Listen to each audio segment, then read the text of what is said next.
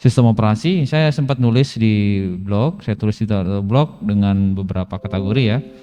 Yang mulai dari yang berdasarkan tahun ya, yang di ini Anda bisa cek nanti tahun berapa yang paling lama, ada Unix, MS-DOS, ada Mac-OS, Windows, kemudian ada Linux ya, kemudian ada Sun Solaris, Chrome OS. Ini yang terbaru. Nah, ini saya tulis berdasarkan yang tahun ya. Kalau pengen tahu sejarahnya dari mana, ya sebenarnya masih banyak lagi beberapa sistem operasi yang mungkin belum sempat saya tulis. Jadi sebenarnya masih banyak. Nggak hanya mungkin ada beberapa yang di sini gitu ya. Tapi yang terkenal yang populer sampai sekarang itu kenapa Unix saya taruh di sini karena memang yang terkenal yang sampai sekarang itu base-nya asalnya dari Unix ini. Bukan Linux ya, tapi Unix ya. Yang menjadi base di sini kan Mac itu juga base-nya dari Unix, Linux juga base-nya juga dari Unix ya. Nah, Linux. Saya nggak akan bahas kayak Linux satu persatu ya, Windows karena sudah tahu ya, Windows mulai dari varian terendah berapa paling pernah dipakai? Iya, Windows. Varian terendah ya Windows. 95. 95. Oke. Mas Permana pakai 95, Mas? Iya, awal-awal masih disket. Iya, berarti sama aja dengan Mas, sama saya. Saya juga pertama kali pakai Windows 95. 95. Masih pakai disket. Disket itu kalau install ulang paling cuma ada 10 atau 15 ya, saya lupa. Misalnya cuma segitu. Sekarang sudah pakai flash disk ya. Nah, dulu cuma 15 disket. Satu disket kan cuma disket. Satu disket kan cuma 1,4 MB. 1,4 MB ya. Baik. Tapi sekarang saya mau tanya sebentar sedikit ya ke teman-teman, nanti yang seperti biasa ditulis di chat ya, kalau mau pengen tahu, saya pengen tahu nanti tulis di chat, yang merasa nanti tulis saya saja, yang tidak ya tulis tidak. Baik, yang sampai saat ini menggunakan sistem operasi variannya Linux, tuliskan saya. Linux. Terus saja saya. Kalau Anda yang sampai saat ini menggunakan variannya Linux, tulis saya. Kalau yang tidak. Tulis saja tidak. Jadi semuanya nulis.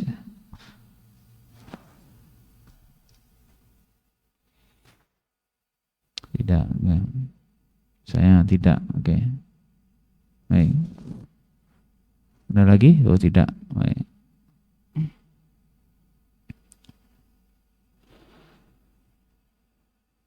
Ya. Oh tidak ya, banyak yang ngomong tidak nih kayaknya. Oke, banyak yang ngomong tidak. Baik, variannya Linux ya, yang sampai sekarang masih pakai variannya Linux. Oke. Ya, sudah ada berapa nih? Oke, udah lumayan lah ya, separuh nih. Tidak, dan rata-rata mengatakan tidak. Baik.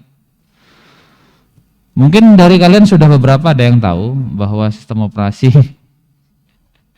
Oke, terima kasih Mas, siapa nih? Mas Muhammad Sidik Firmansyah. Terima kasih Mas.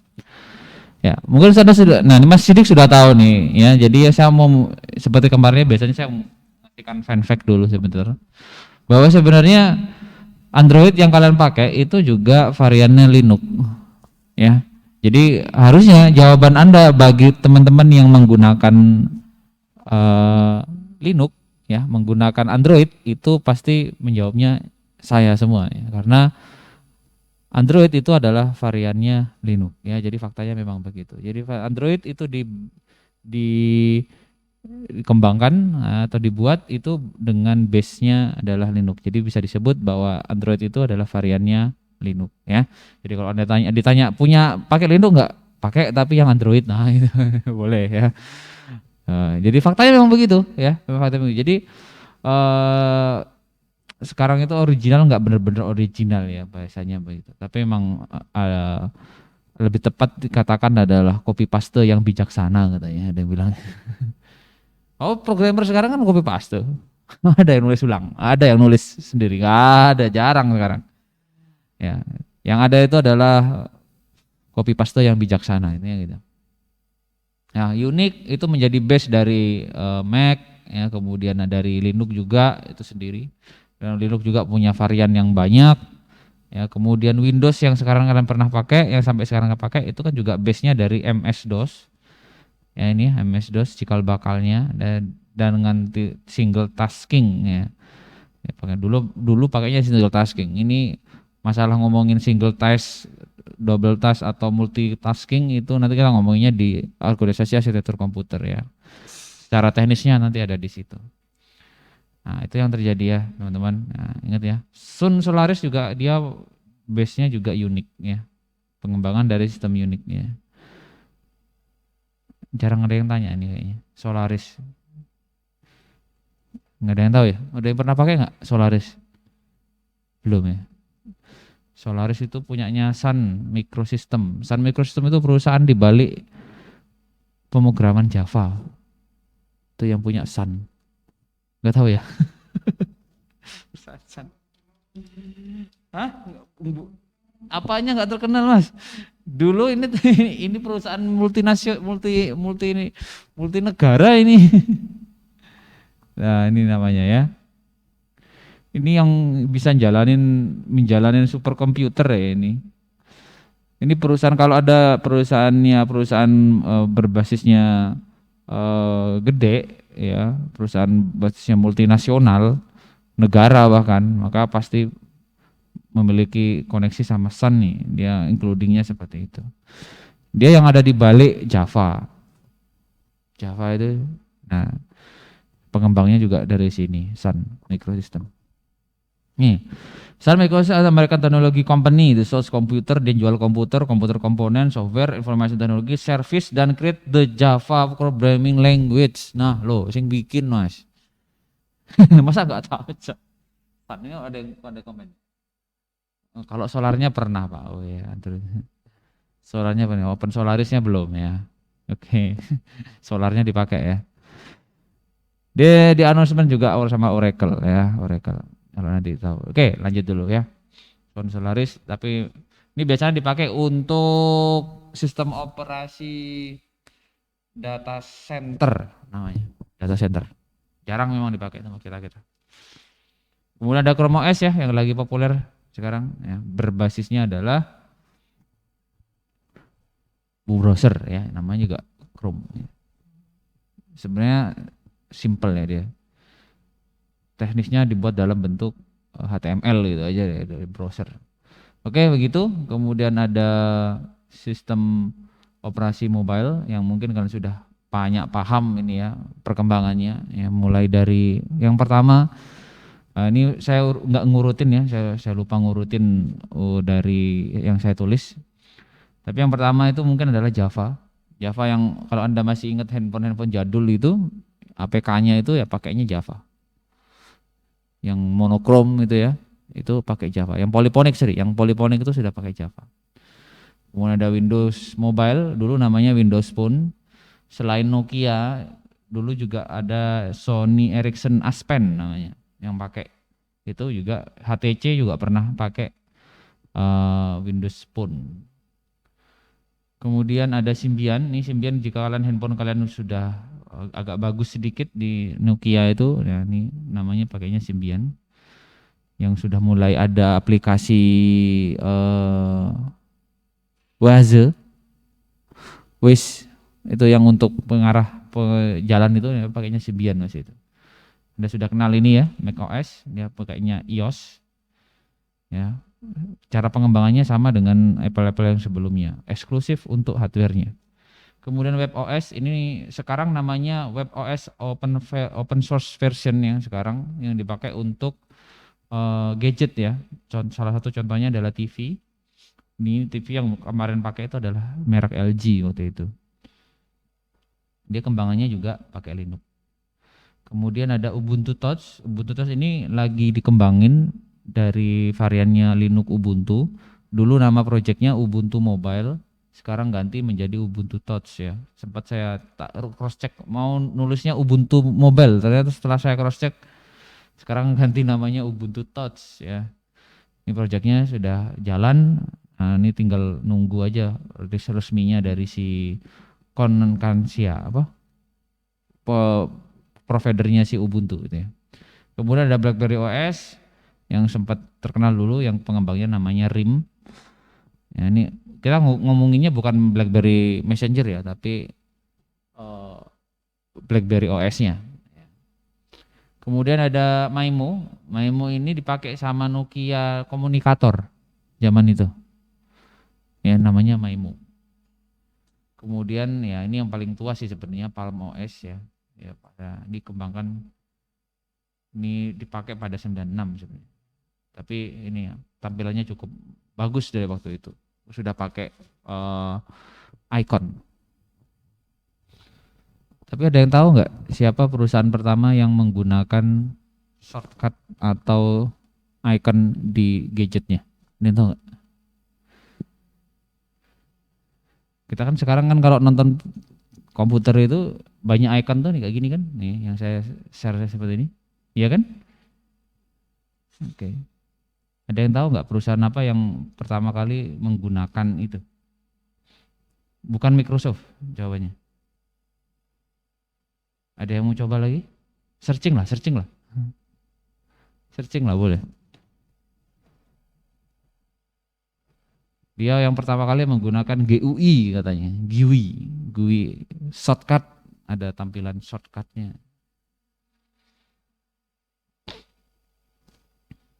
Ya, ada yang tahu nggak? Searching. Yang jelas bukan Microsoft, IBM, no, nggak IBM. Mentang-mentang perusahaan gede gitu ya. Kata kuncinya dicari.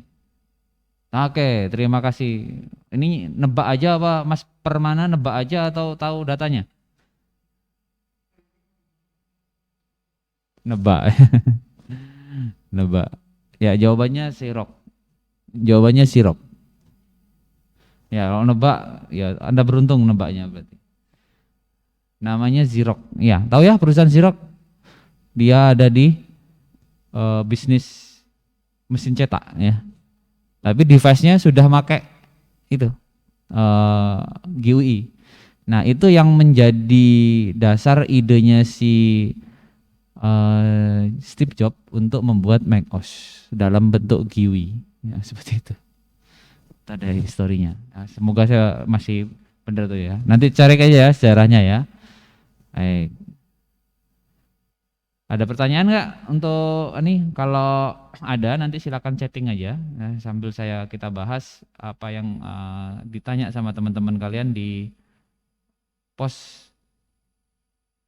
pre-postnya ya, pre-post testnya. Cuma ada 9 ya, jadi kita bahasnya sebentar saja nih. Oke, kalau ada tanya silakan komen aja ya. Oh, ada yang tanya panjang, satu-satu. Yang tanya Mas Wawan Hatur Rahman. Chrome OS sendiri dinilai menjadi sebuah sistem yang paling ringan serta powerful untuk digunakan, akan tetapi mempunyai kekurangan, yakni tergantung pada koneksi internet. Ya. Apabila Chrome OS bisa digunakan secara offline tanpa tergantung pada OS, apakah masih bisa maksimal dibandingkan secara online? Jawabannya gini Mas. Chrome OS itu bisa dipakai secara offline. Faktanya begitu. Oke ya. Kenapa dia bilangnya harus secara offline, secara online? Karena data yang diambil atau yang diolah itu dilakukan secara online. Tapi jika ada data yang secara offline, bisa jawabannya. Itu di beberapa YouTube channel review, itu sudah beberapa ada orang yang nyoba. Jadi nyimpen itu bisa gitu ya. Ngolah itu juga bisa. Karena dia basisnya adalah Google, maka Google Workspace yang dipakai.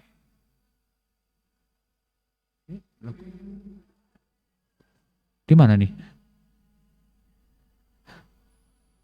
Radio apa di masjid kayaknya ya? Maaf, ada suara mengganggu.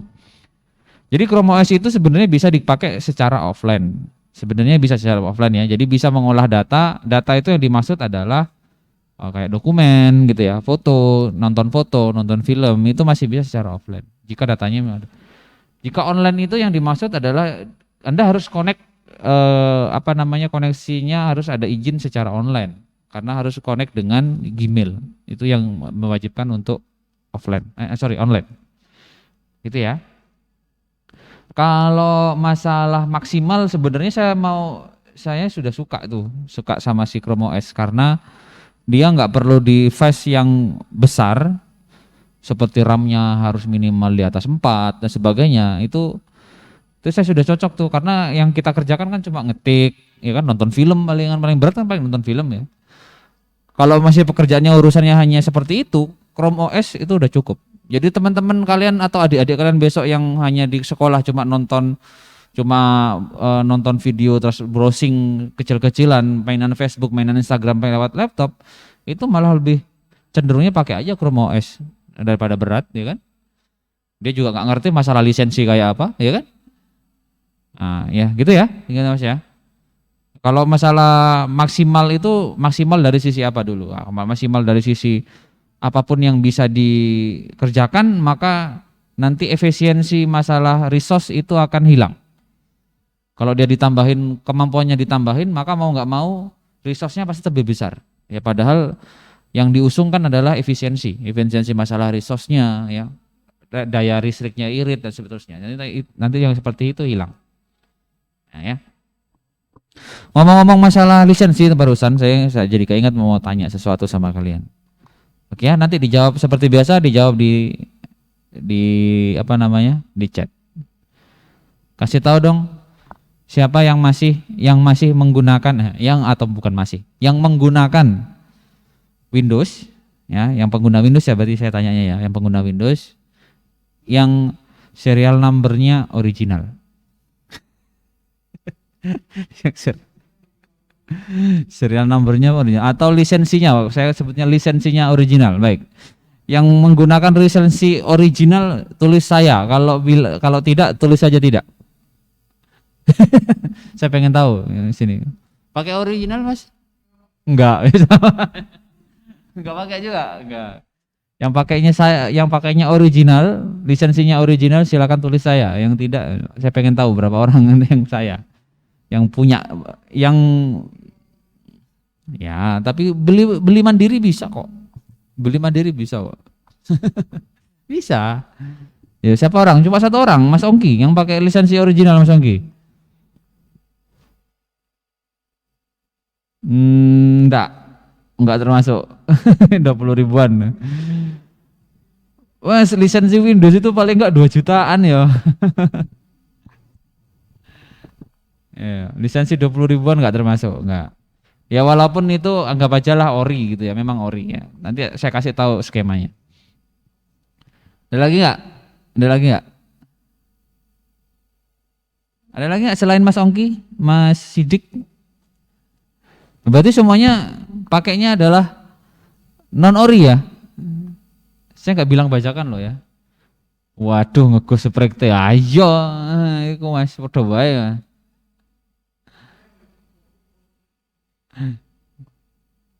Saya nggak Windows Pak, nggak, makanya tadi saya bilang dari awal, yang saya tanya ada yang pakai Windows, yang saya tanya adalah yang pakai Windows. Oke, Mas Ongki, santai. Yang lain? Enggak ada nih, berarti semuanya pakai non original ya. Ini saya mau nyebutin sebentar ya. Sistem di Microsoft itu ada beberapa kategori. Jadi lisensinya betul-betul. Saya pastikan dulu. Sistem operasinya, softwarenya itu semuanya sama. Mau Anda copy punyanya temennya, copy punyanya si Spectre, mau copy punyanya langsung dari Windows, semuanya sama, ori. Podo Mas, ya. Yang membedakan adalah lisensinya. Makanya yang saya tanya adalah lisensinya. Jadi mau softwarenya mau punyanya siapapun sama ori. Pak, yang Windows 7 dulu Pak, ya sama ori. Itu sama ori. Karena yang dihack itu adalah izinnya ya, ingat. Izinnya di mana kita nggak perlu beli, bahasanya gitu. Nggak perlu beli secara ilegal. Secara legal gitu ya. Jadi beberapa lisensi software di Microsoft itu ada beberapa kategori. Yang pertama embed itu yang masuk dalam sistemnya. Contohnya kalau Anda beli laptop baru, ada labelnya dan ada keterangan bahwa it is original software itu. Nah, itu berarti itu ada itu. Biasanya ciri-cirinya ada labelnya, oke ya. Diingat-ingat, ada labelnya. Jangan sampai tiba-tiba Anda tahu, oh ini laptopnya labelnya Windows 7, tapi isinya Windows 10. Ada gitu? Ada banyak. Ada banyak begitu. Dulu Windows XP isinya Windows 7. Ada kayak gitu banyak dulu. Jadi jangan sampai salah. Kalau memang labelnya Windows 7, maka harusnya di situ adalah Windows 7. Gitu ya. Itu salah satunya. Kemudian kalau zaman dulu ada yang lisensi personal, dia dipakainya satu box, dalamnya DVD plus dengan nomor serial numbernya. Nah itu. Kemudian ada yang korporat. Nah korporat ini biasanya belinya borongan. Jadi dia kira-kira tuh, saya beli Pak setahun saya akan bayar sekian untuk berapa ratus PC. Jadi kalau mereka lisensinya itu berdasarkan jumlah PC. Kira-kira berapa? 300. Padahal yang pakai 200. Nah biasanya gitu. Kan punya tuh yang 200. Nah ada beberapa oknum yang mungkin bisa menjual itu. Dan mungkin saja yang terjadi di Shopee, di Marketplace, di Tokopedia 20.000 sekian itu lisensi share ya, lisensi share ya. Bisa jadi lisensi share.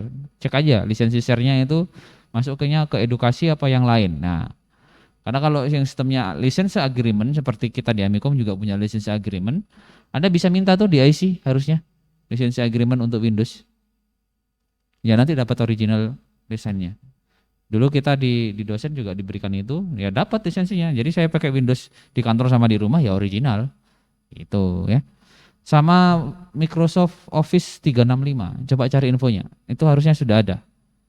Kalian dapat share-sharean dari Amikom yang education Office 365. Lumayan kan? Daripada Anda berlangganan satu bulan berapa puluh ribu tuh? 79.000 ya? Apa 90.000 satu bulan? Atau kalau beli kan 1.900.000 satu user. Satu user, satu PC. Ya kan? Nah, Anda bisa. Nah, itu lisensi agreement itu berdasarkan dengan perjanjiannya. Misalkan kalau untuk education biasanya walaupun nanti kalian ada di nggak pakai yang lisensinya itu dan ada di lingkungan Amikom, maka dianggap sebagai original ya, atau secara sah sudah diperbolehkan untuk pakai itu. Karena ada di lingkungan Amikom yang secara statuta punya perjanjian sama Microsoft gitu ya. Ini saya mau kasih tahu. Oke, gitu dulu.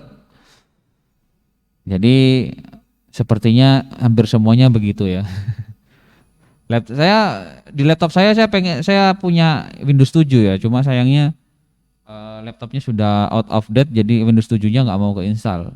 Mau diinstal Windows 10 males juga. Dipakainya cuma buat ngetik. Akhirnya Linux saya aktifin lagi.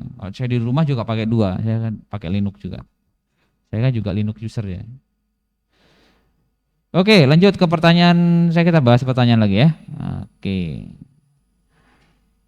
Kita ya teman-teman, itu informasi ya, nanti jangan sampai kelewatan. Oh, Pak, kalau lisensi gitu, misal Windowsnya trouble perlu install ulang kembali, apakah masih bisa Masih. Saya berapa kali install ulang dan itu berhasil dan nggak masalah dengan lisensinya. Karena setelah kita masukkan lisensi, dia akan registrasi secara online ya. Kalau misalkan Anda PC-nya online, maka akan diregistrasikan secara online. Maka mau nggak mau nanti dia akan mengecek MAC address-nya dan sebagainya. Maka kalau jika kita install ulang, maka sudah dikenalin tuh. Jadi bisa login langsung gitu ya. Bahasanya tinggal login langsung connect dengan Windows-nya. Tapi kalau misalkan offline, ya tinggal masukkan lagi aja serial number-nya, selesai. Oke, gitu ya, Mas Permana. Oke, lanjut pertanyaan selanjutnya. Kenapa malware atau virus kebanyakan menyerang Windows dan jarang sekali menyerang Linux? Baik, nih Mas siapa nih jawabannya pertanyaannya? Mas Lukman Arisandi, ada ya? Mas Lukman? Halo? Nggak ada orangnya. Oke, cuma nitip pertanyaan ya. Ini nggak ada orangnya nih beneran. Ya wes lah, gampang aja lah. Oke, nggak ada yang nyaut nih orangnya. Atau pakai chat? Nggak datang paling. Kenapa malware atau virus kebanyakan menyerang Windows dan jarang sekali menyerang Linux? Jawaban ini gampang. Karena pengguna di dunia ini masih banyak pengguna Windows. Jawabannya gitu. Oke, Mas. Mas Lukman pakai Windows apa pakai Linux, Mas Lukman? Arisandi. Pakai Windows, Pak. Oh, Belum mampu nih. belum mampu. Belum mampu. Sorry Pak. Pernah pakai Linux yang dulu-dulu itu, Pak. Tapi Oh, dual boot sih. dual boot. Enggak single. Oke. Jadi belum bisa move on ya. Belum belum bisa move on nih, Pak. Oke, nggak apa-apa, pelan-pelan. Nanti juga bisa. Jadi gini, kenapa malware dan virus itu kebanyakan menyerang Windows? Pertanyaan pertama adalah, kenapa malware dan virus itu diciptakan dulu? Tujuannya apa? Yang pertama, biasanya orang butuh mencuri data. Ya, walaupun pertama, wow, cuma nyerang untuk merusak, enggak, itu kan cuma ngerusak. Setelah ngerusak dia kan tahu tuh celahnya di mana, maka bisa jadi. Dan itu terjadi kan kemarin di dunia kan, malah kemarin yang PC-nya harus ditebus berapa juta gitu ya. Apa datanya mau ditebus, harus ditebus berapa juta, nanti saya kembalikan pakai single key-nya gitu. Itu ada. Satu. Nah, orang yang mau mengambil data maka harus melihat pasar. Berapa banyak orang yang pakai sistem operasi itu? Ya dong. Kalau enggak kan rugi dong. Dia masa Anda mau menjual sama orang yang tidak seleranya sedikit daripada yang seleranya banyak. Contoh nih, hari ini bulan puasa. Yang paling laku itu kan jualan takjil.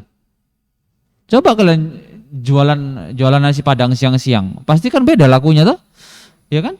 Iya, karena pasarnya lebih rame gitu loh. Nah, sama juga Windows. Kenapa kok nyerangnya Windows? Karena pasarnya di Windows lebih rame. Kebetulan seperti itu. Nah, itu sebabnya kenapa yang diserang adalah yang Windows. Lo ATM lo sekarang itu masih pakainya Windows XP. ATM lo sekarang lo diambil seluruh Indonesia itu masih pakai Windows lo itu. Di dalamnya itu Windows itu. Kalau loading ya Allah, Mas Allah, 3 jam itu baru bisa loading. Ya memang begitu, memang sistemnya begitu. PC itu di dalamnya. Ya, gitu ya. Pertanyaannya kenapa? Kenapa nggak Linux? Linux emang nggak ada virus? Ada, ya. Di Linux juga ada, cuma jarang. Karena Linux itu kan basisnya komunitas. Jadi kalau ada ketahuan satu yang bikin ulah gitu ya ditutupin sama teman-teman yang lain. Biasanya gitu ya. Oke, gitu ya Mas ya. Besok move on Mas. Oke, siap, Pak. Nanti coba lagi dual boot tapi. Ya, kalau Linux sih menurut saya tergantung kebutuhan. Butuhnya buat apa? Karena nanti distronya itu menyesuaikan dengan sesuai kebutuhanmu apa. Mengapa terdapat sebuah aplikasi yang dapat dijalankan Android namun tidak bisa dijalankan sistem operasi lain? Ya, semua sistem operasi punya spesifikasi masing-masing, jawabannya gitu. Kalau ngomonginnya Android berarti kan ngomonginnya adalah mobile. Mobile itu, ini yang tanya siapa nih? Mas Ahmad Nur Fauzi ya. Mobile itu kan sistem arsitekturnya sudah beda jelas. Beda seperti yang di PC ya. Kalau PC kan dia masing-masing.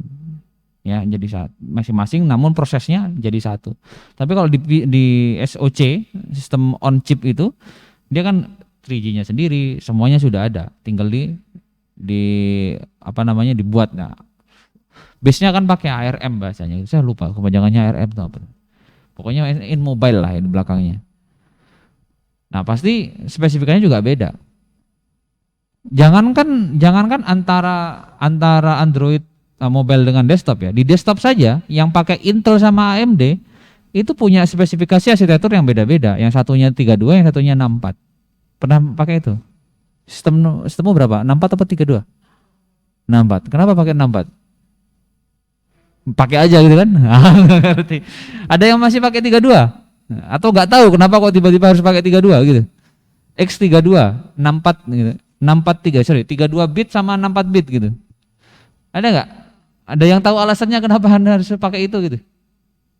Ini saya kasih tahu. Saya dari pertama sampai tahun 2018 kemarin di kantor saya itu, di PC kantor saya install yang 32 bit. Serius. Saya install 32 bit dan saya installin Windows 7. Padahal di kantor dikasih PC kantor loh. Dikasih PC kantor yang harusnya diinstal Windows 10 waktu itu, sudah Windows 8 nih, sorry. Waktu itu masih Windows 8. Saya Windows 7 aja. Jangan Windows 8, saya enggak mau pakai Windows 8. Pakai yang 32 bit saja. Udah gitu dong. Ya karena saya enggak butuh yang 64 bit, pertanyaan jawabannya gitu doang, simple. Ya kalau Anda punya kebutuhan komputasi yang gede, maka saya kira wajib pakai yang Baru datang ya Mas ya. Kalau Anda yang mau pakai 32 bit atau 64 bit ya tergantung kebutuhan kalian. Kalau komputasinya kalian besar, mending pakai 64 bit karena 64 bit Anda bisa mengcover RAM yang lebih dari 4 giga. Tapi kalau Anda pakai 3 bit, 32 bit, 32 bit, maka RAM yang bisa di cover hanya sekitar 3,9 giga. Walaupun kalian selipin sampai 8 giga, yang kebaca ya 3,9. Nggak akan lebih. Ya. Jadi sistem operasi juga menyesuaikan pada arsitektur yang mau dipakai. Jadi bukan hanya terdapat pada antara HP sama komputer, sama PC gitu ya, sama desktop. Yang aplikasi 32 bit juga nggak bisa jalan di 64 bit. Jawabannya begitu. Yang 64 bit nggak bisa jalan di 32 bit karena jalurnya beda jauh. Ya. Kalau 32 masih bisa nih, masih bisa disupport karena ada variannya di dalamnya. Tapi kalau yang 64 bit sama 32 nggak mau deh. Karena jalurnya lebih kecil ya, nggak mau deh. Lebih lebar. Ya, oke, gitu ya Mas ya. Nih ada yang tanya lagi. Baik, lanjut. Tanyanya biar singgung-singgung yang lain. Banyak nih. Mengapa laptop yang menggunakan bawaan sistem operasi Chrome OS lebih stabil daripada laptop yang diinstal Chrome OS manual? Nah, ini. Sudah nyoba Mas? Siapa nih? Mas apa Mbak nih yang tanya nih? Muhammad Sidik Firman. Syah. Sudah nyoba belum Mas? Kalau saya jujur belum nyoba sih. Belum nyoba tapi kata reviewer Pak. Oh berdasarkan reviewernya ya. Oke. Stabil atau enggaknya kenapa saya juga nggak tahu ya. Maksudnya yang dimaksud stabil itu gimana? Ini nggak tahu nih ya. Stabil itu buka aplikasi konstan atau pindah-pindah aplikasi aman gitu, saya nggak tahu nih stabilnya gimana, tiba-tiba nge-crash atau gimana saya nggak tahu. Jadi saya nggak bisa kasih komen yang banyak tentang ini. Tapi kalau dari kalimatnya operasi yang bawaan ya pasti sudah disesuaikan dengan spesifikasi hardware. Ini sama kayak Apple. Apple itu memberi OS-nya sesuai dengan hardware-nya. Tapi kalau manual berarti kan ada sesuatu yang harus disesuaikan dengan manual secara kitanya, secara usernya. Tapi kalau di sana kan sudah tahu tuh. Laptopmu apa? Asus ini. Oh ya udah nih, tak siapin softwarenya dulu ya sama si Google. Dia siapin softwarenya. Tapi kalau manual kan enggak. Anda secara umum harus diinstal dulu, nanti dia baru detect apa-apa aja. Nah itu banyak yang berkurang. Kita juga nggak tahu loh sistem busnya lewatnya seperti apa, cara algoritma di dalamnya itu ngitungnya lewat apa, kita nggak tahu. Nah, nanti ya jurusan kalian harus belajar itu memang nantinya ya. Apakah sistem operasi Unix masih digunakan saat ini? Siapakah penggunanya? Nah ini saya belum sempat tanya ya kemarin Mas. Unix itu masih dipakai enggak ya? Kayaknya masih ya. Ada beberapa yang masih menggunakan. Sistem Unix itu yang dipakai core-nya doang kok. Core-nya, intinya saja. Ya, intinya aja. Kalau intinya itu ya kelihatannya cuma segini doang tadi. Nah, ini dia. Nah, gini doang kelihatannya. Nah, jadi ini kan kumpulan-kumpulan library yang untuk mengkoneksikan antar device-nya itu tadi. Ada kontrol, ada algoritma, semuanya itu ada di sini. Ini ada di sini nih. Nah, untuk yang lain-lain itu biasanya untuk menyesuaikan dengan tampilan, kemudian dengan output yang sudah ada, nah di situ. Unix ya, saya agak lupa nih ya, belum kepikiran nih siapa yang pakai sekarang ya. Unix user. Siapa yang gunain sekarang? Oh, masih ada tuh. Tapi tahun berapa nih nulisnya dia? Unique username, oh masih ada tuh. Sebentar saya lihat. Itu masih ada tuh. Localhost. Nah, this one ya, berarti penggunanya masih ada ya. Pertanyaannya apa sih itu ya, itu dibuat untuk apa? Nah saya enggak. Biasanya beberapa komputer-komputer yang butuh komputasi gede, komputasi yang cepat biasanya pakai masih Unix. MacBook dipakai dual boot dengan Windows dengan lancar. Apakah laptop biasa dapat di dual boot dengan macOS? Enggak jawabannya. macOS harus mendeteksi chipset tertentu yang ada di hardware-nya, baru dia bisa install. Banyak aplikasi yang menggunakan minimum sistem di Android 5 atau Lollipop. Apakah efeknya bisa jika sebuah aplikasi dijalankan dengan minimum sistemnya di Android 10.11? Apakah lebih optimal dan lancar? Ini pertanyaannya hampir sama dengan temanmu yang di sebelah tadi ya. Jadi apakah aplikasi digunakan minimum setidaknya 5 sebuah dan sebentar. Ini ambigu pertanyaannya. Aplikasi yang ditanyakan itu maksudnya gimana nih? Aplikasinya minimum Lollipop, terus dijalanin di Android 10 gitu ya Mas ya? Bukan Pak.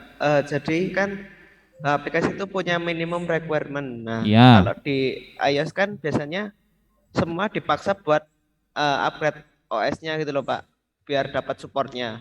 Nah, kalau itu yang aplikasi di Android itu di-upgrade, apakah bisa lebih lancar? Kan masih banyak yang kalau dipakai masih nggak stabil atau nge-lag gitu Pak.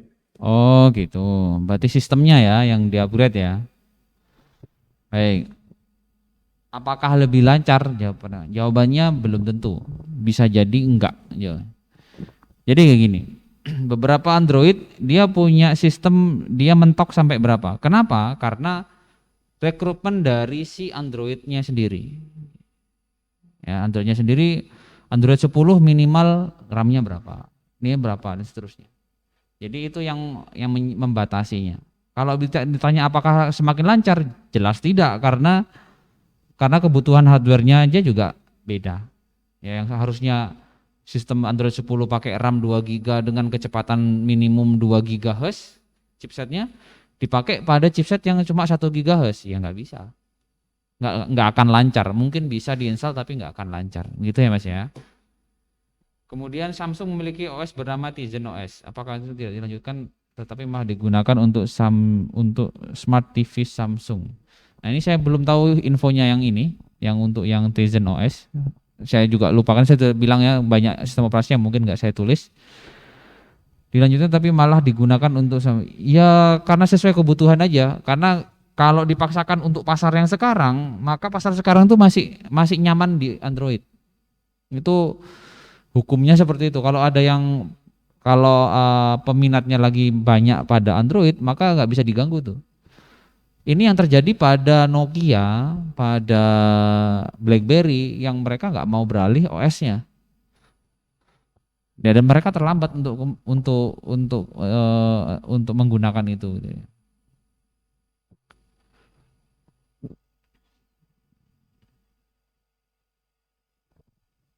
Oke, book kernel. Kernel itu sendiri sebenarnya ini ya Mas, tadi yang tanya tadi. Kernel itu kalau dalam bahasa ininya ini Linux kernel. Cari aja di Wikipedia ya.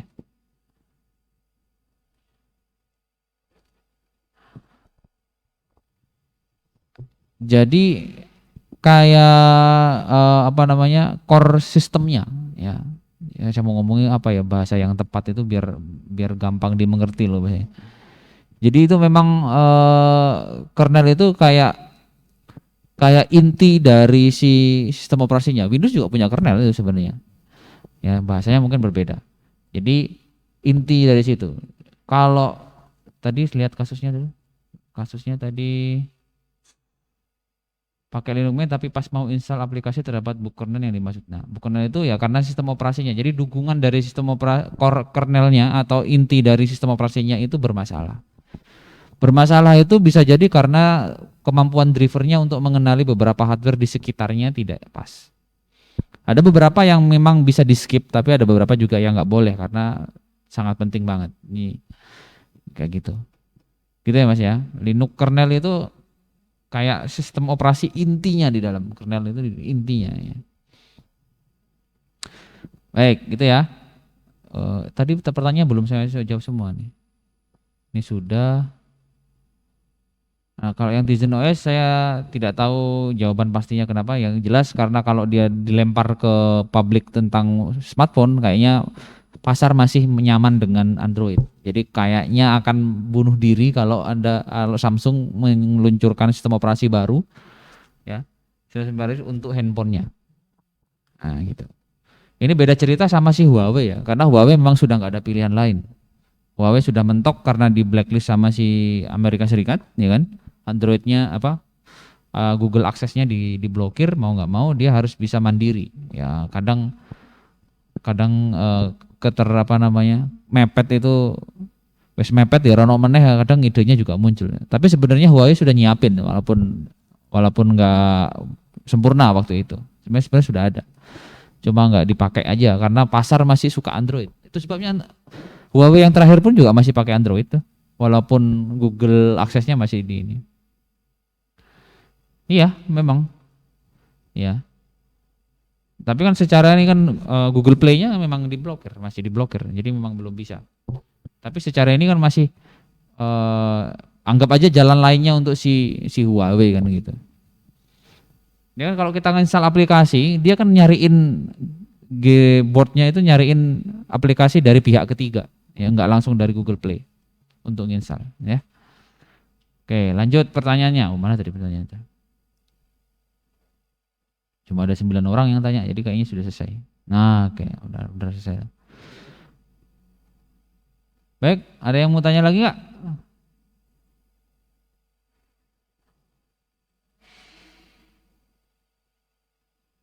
Ada yang mau tanya lagi? Silakan. Ini berdasarkan dari banyak pertanyaan yang sudah ada semua ya.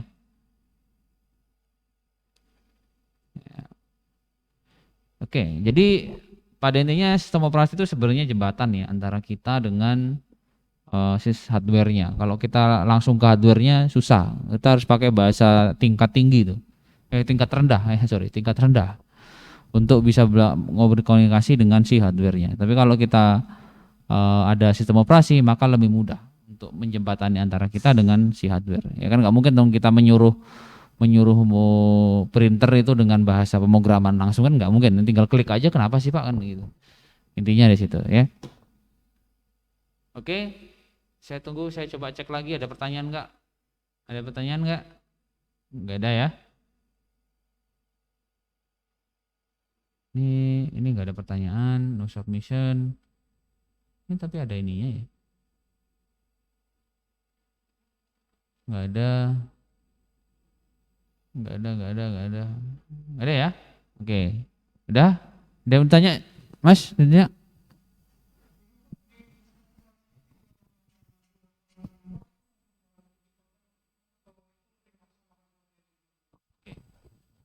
Ini ada yang tanya, kalau sistem operasi yang 32 bit sama 64 bit ngaruh sama kecepatan enggak? Jawabannya iya. Sesuai dengan hardware yang mendukung. Jadi jawabannya gini. Kalau 32 bit maka sekali proses adalah 32 bit yang diproses bitnya. Jalurnya jadi satu kali jalan 32 bit selesai. Tapi kalau 64 bit maka 2 kalinya. Bisa dibayangkan? Bisa ya? Maka kalau tanya apakah mana yang lebih kenceng? Ya lebih kenceng 64 bit karena prosesnya lebih lebar. Kayak gitu. Gitu ya. Kalau secara hardware ya tetap memang nanti makannya ke hardware juga pastinya. Jadi intinya gini, kalau misalkan RAM-nya 4 GB dipakai 64 bit ya itu kecukupan masih. Ya, cukup tapi nggak kenceng banget. Tapi kalau bisa lebih dari itu malah lebih bagus.